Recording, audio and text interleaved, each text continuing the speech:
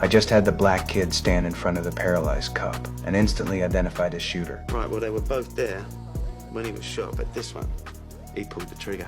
Just because after seeing the black boy's face, the police officer's pupils showed a slight contraction, and this subtle expression change was enough for me to understand his intention.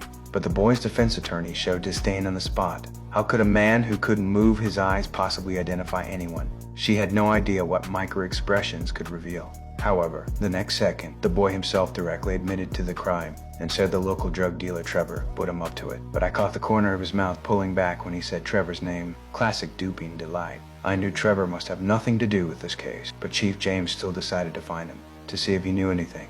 Soon we caught him at Trevor's house. He told us that at the time of the incident, he first heard someone shouting loudly downstairs, then heard gunshots. James immediately realized that the person arguing downstairs might have witnessed the shooting. So he called the landlord and kept knocking on the door of the downstairs tenant Jenkins, but no one ever responded. At this time, I noticed a girl in the distance watching us. She pointed at the door and told us, "He's dead."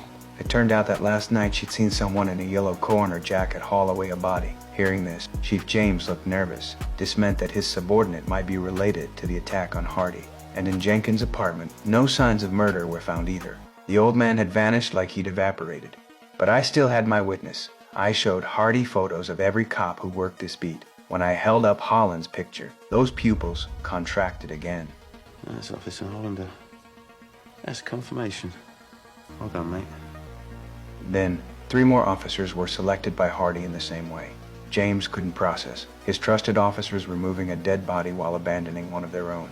Just then, Agent Reynolds discovered that in a garbage station 3 blocks from the apartment, there was hidden a corpse of a 70-year-old white male. The deceased had been beaten before death and ultimately died from knife wound. After seeing the body, the landlord immediately identified him as Jenkins, but I saw a trace of strange guilt in the landlord's expression. What's your problem with Jenkins over there? Oh, nothing. He said, I don't get it, it's deceit. Why are you lying about this man's name? The landlord immediately became flustered and stated he had no obligation to help us identify anyone, but the panic expression on his face had completely betrayed him. Obviously, he was hiding deeper secrets in his heart.